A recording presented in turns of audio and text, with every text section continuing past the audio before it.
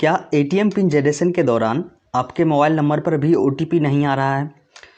आप एसएमएस के through OTP मंगवाना चाह रहे हैं बट ओटीपी मंगवाने वाला मैसेज भी सेंड नहीं हो रहा है, या आप किसी भी अन्य मेथड से ओटीपी मंगवाना चाह रहे हो फिर भी ओटीपी नहीं आ रहा है।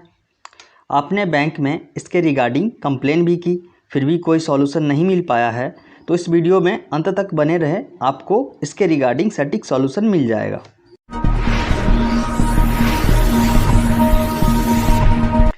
इस टॉपिक पे मैंने ऑलरेडी एक छोटा वीडियो बना रखा है, बट उस वीडियो में कुछ इंपॉर्टेंट पॉइंट छूट गए थे जो कि मैं इस वीडियो में थोड़ा डिटेल में एक्सप्लेन करने वाला हूं, जिससे कि आप लोगों को इस प्रॉब्लम का सटीक सॉल्यूशन मिल जाए।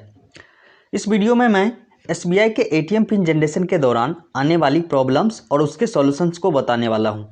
अगर आपका एटीएम किसी दूसरे बैंक का है और उस एटीएम के पिन जनरेशन के दौरान भी ओटीपी का प्रॉब्लम होता है, तो इस वीडियो में बताए जाने वाले प्रोसीजर को फॉलो करें, आपके प्रॉब्लम का सॉल्यूशन मिल जाएगा। आप लोग एक बात का ध्यान अवश्य रखें कि आपका एटीएम कार्ड जिस बैंक का है, आप उसी बैंक के किसी एटीएम में अपना पिन जनरेट करें, किसी दूसरी बैंक के एटीएम का यूज़ बिल्कुल भी ना करें। फॉर एग्जांपल, अगर आपके पास एसबीआई का एटीएम कार्ड है तो आप किसी एसबीआई के एटीएम मशीन में ही जाके अपना पिन जनरेट करें, ना कि किसी दूसरे बैंक के एटीएम में, वरना पिन जनरेट नहीं होगी। जब कुरियर या पोस्ट के थ्रू एटीएम आपके पास आता है तो कुछ इस तरह के इन्वेलप में होता है। जब आप इसे ओपन करते हैं तो कार्ड के साथ एक मैनुअल होता है जिसमें कि एटीएम पिन जनरेशन करने का प्रोसीजर लिखा होता है, जैसा कि आप यहाँ पे देख सकते हैं। आपके रजिस्टर्ड मोबाइल नंबर पर ओटीपी ना आने के प्रॉब्लम का सॉल्यूशन बताने से पहले मैं थोड़ा संक्षिप्त में या कहें शॉर्ट में इन मेथड्स के बारे में बताता हूं, ताकि मैं ये बता सकूं कि किस मेथड में किस तरह की प्रॉब्लम हो सकती है। आप अपने एटीएम कार्ड के मैनुअल पे देख सकते हैं, एटीएम पिन जनरेशन का नॉर्मली 4 मेथड दिया हुआ है। पहला, ATM PIN generation through ATM. दूसरा, ATM PIN generation through SMS.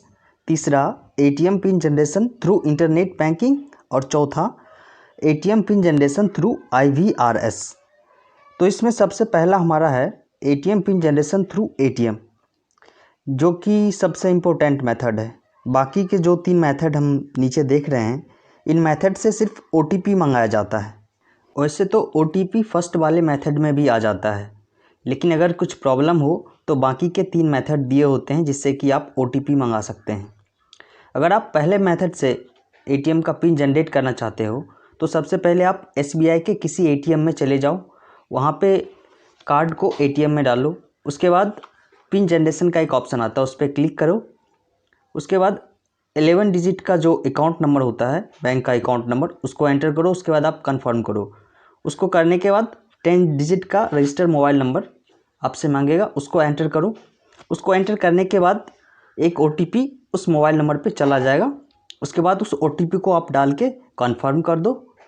उसके बाद आप पिन जनरेट आसानी से कर सकते हो। लेकिन बहुत सारे केसेस में ये ओटीपी फ़ोन पे नहीं जाती है, जिसके कारण बाकी के मेथड को फॉलो करना पड़ता है। बाकी के मेथड में एक मेथड है ATM PIN generation through SMS. इस मेथड के थ्रू आप एसएमएस के थ्रू सिर्फ ओटीपी मंगा सकते हो। उसके बाद उस ओटीपी का यूज़ करके आप एटीएम में जाके आगे का प्रोसीजर फॉलो करके पिन जनरेट कर सकते हो।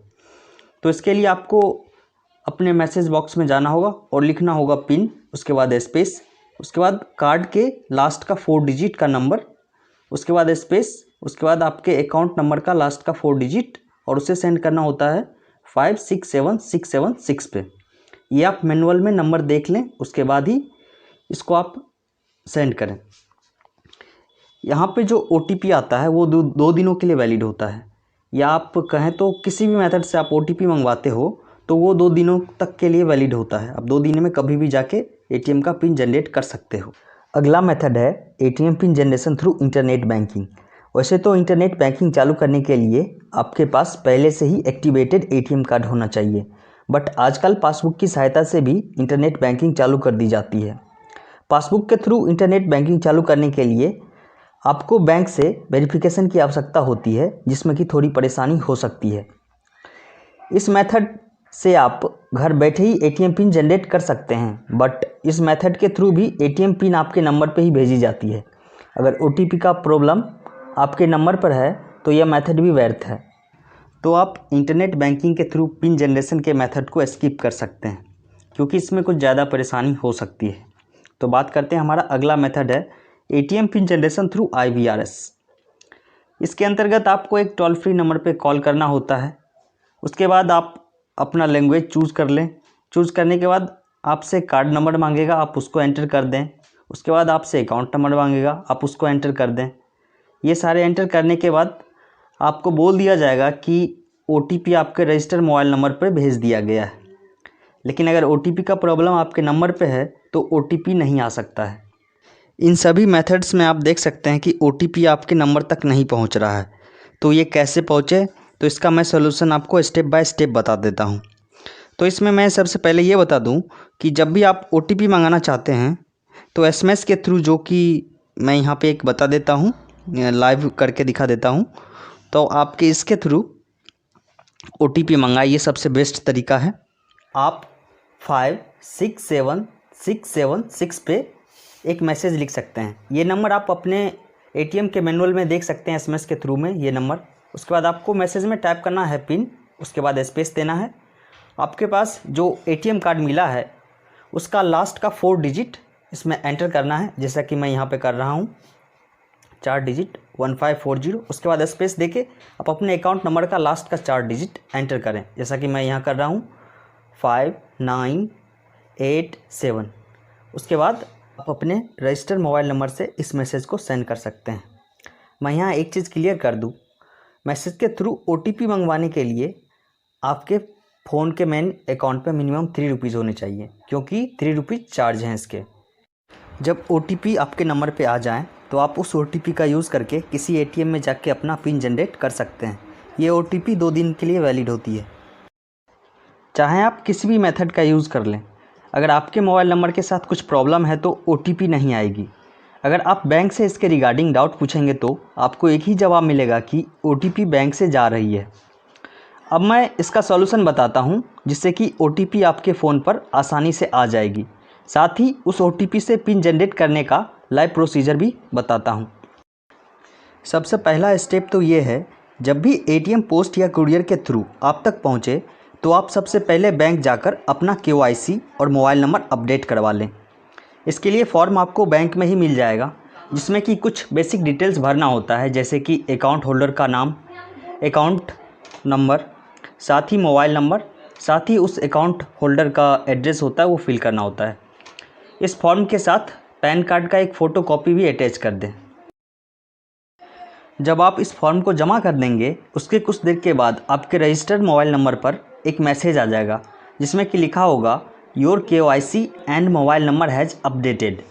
अगर आपने फ़िलहाल ही KYC अपडेट करवाया है तो इस स्टेप को स्किप कर सकते हैं। सेकेंड स्टेप है कि आप अपने रजिस्टर्ड मोबाइल नंबर पर किसी छोटे पैक से रिचार्ज करवाएं, जिससे कि बैलेंस आपके मोबाइल नंबर के मेन अकाउंट में आ जाए। आजकल लोग डाटा के चक्कर में 1 मंथ या 3 मंथ का रिचार्ज करवा लेते हैं, जिससे कि उनके मोबाइल नंबर के मेन अकाउंट में बहुत कम बैलेंस या 0 रुपये होते हैं। अगर आप OTP मंगवाना चाहते हैं तो आपके मोबाइल नंबर के मेन अकाउंट में मिनिमम 3 रुपये होने चाहिए। अगर आप चाहें तो अपने किसी फ्रेंड से बैलेंस शेयरिंग के ज़रिए भी अपने मोबाइल पे कुछ पैसे मंगवा सकते हैं, जैसे कि 5-10 का मंगाया जाता है, आप मंगवा सकते हैं। उसके बाद जब आप मैसेज करोगे तो मैसेज में 3 रुपये कट जाएंगे और मैसेज आपका सक्सेसफुली सेंड हो जाएगा। थर्ड स्टेप है, आप OTP SMS के थ्रू ही मंगवाएं। आप इन तीनों स्टेप को फॉलो करेंगे तो OTP 100% आपके मोबाइल नंबर पे आ जाएगी। उसके बाद आप उस OTP का यूज़ करके किसी भी SBI के ATM में जाके पिन जनरेट कर सकते हैं। एक बात का ध्यान अवश्य रखें, जब आप पिन जनरेट कर लें उसके बाद पिन को दोबारा ATM में ही चेंज कर लें, तभी आप फर्दर ट्रांजैक्शन कर सकते हैं। अगर आप ऐसा नहीं करते हैं तो पिन जनरेट होने के बावजूद भी आप ट्रांजैक्शन नहीं कर पाएंगे। मैं इन सारे स्टेप को लाइव दिखा देता हूं ताकि आपका डाउट और भी ज़्यादा क्लियर हो जाए। पिन जनरेट करने के लिए आप किसी भी SBI के ATM में जाएं। जब आप ATM में कार्ड डालेंगे तो कुछ इस तरह का इंटरफेस खुलेगा। उसके बाद आप पिन जनरेशन को सिलेक्ट करें। उसके बाद आपसे 11 डिजिट का अकाउंट नंबर एंटर करने को कहा जाएगा। आप पासबुक देख के इसे एंटर करें, फिर कन्फर्म पे क्लिक करें। उसके बाद आपसे 10 डिजिट का रजिस्टर मोबाइल नंबर एंटर करने को कहा जाएगा। आप उसे भी एंटर करें, फिर कन्फर्म पे क्लिक कर दें। उसके बाद आपको स्क्रीन पे एक मैसेज लिखा मिलेगा जिसमें लिखा होगा कि पिन या OTP आपके नंबर पे भेज दिया गया है। उसके बाद आप कन्फर्म पे क्लिक कर दें। कन्फर्म करने के बाद एक मैसेज आपको स्क्रीन पे दिखेगा जिसमें लिखा होगा कि आपने सक्सेसफुली पिन जनरेट कर लिया है और पिन आपके रजिस्टर मोबाइल नंबर पर भेज दिया गया है। जब आप मोबाइल चेक करेंगे तो आपको एक पिन मिल जाएगा, बट इस पिन से आप कोई ट्रांजैक्शन नहीं कर पाएंगे। लेकिन कई लोगों के फ़ोन पे ये पिन या OTP नहीं पहुंच पाती है, तो इसके लिए वो SMS के थ्रू OTP मंगाकर यूज़ कर सकते हैं। जब ये पिन आपके नंबर पे आ जाए या आप SMS के थ्रू इस पिन को मंगवा लें, उसके बाद आप ATM में जाके इस पिन को चेंज कर दें। इसके लिए मैं स्टेप बता देता हूँ कि वापस से पिन कैसे चेंज किया जाता है। इसके लिए आप वापस से ATM मशीन में कार्ड डालें। उसके बाद आप बैंकिंग को सेलेक्ट करें। इसके बाद आप अपना लैंग्वेज चूज़ करें। उसके बाद आपसे कोई भी 2 डिजिट एंटर करने को कहा जाएगा, आप उसे एंटर करें। एंटर करने के बाद जब आप यस करेंगे तो कुछ इस तरह का इंटरफेस खुलेगा। अब आप मोबाइल में आए हुए पिन को एंटर कर दें। एंटर करने के बाद कुछ इस तरह का इंटरफेस खुलेगा। अब आप पिन चेंज पर क्लिक करें। क्लिक करने के बाद आप नया पिन एंटर करें। उसके बाद दोबारा अपने नए पिन को एंटर करें कंफर्म करने के लिए।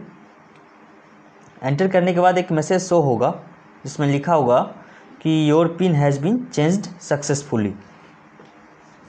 अब आप इस पिन का यूज़ करके ट्रांजैक्शन कर सकते हैं। इस वीडियो में फ़िलहाल इतना ही। अभी भी आप लोगों को कुछ डाउट हो तो आप नीचे कमेंट बॉक्स में पूछ सकते हैं। पिछली वीडियो में हमारे कुछ व्यूअर्स का डाउट था कि छोटे पैक से रिचार्ज करवाने के बाद भी OTP उनके नंबर पे नहीं आ रहा है। तो इसके लिए आप सबसे पहले बैंक जाके अपना KYC और मोबाइल नंबर अपडेट करा लें, या आप चाहें तो अपना मोबाइल नंबर भी चेंज करवा सकते हैं। इसके बाद आपके नंबर पे OTP आसानी से आ जाएगी। आशा करता हूँ कि इस वीडियो से आप लोगों को काफ़ी मदद मिली होगी। अगर वीडियो अच्छी लगी हो तो वीडियो को लाइक कर दें। अगर आप हमारे चैनल पे नए हैं तो चैनल को सब्सक्राइब कर लें, क्योंकि मैं इसी तरह की नॉलेजेबल वीडियो डालता रहता हूँ।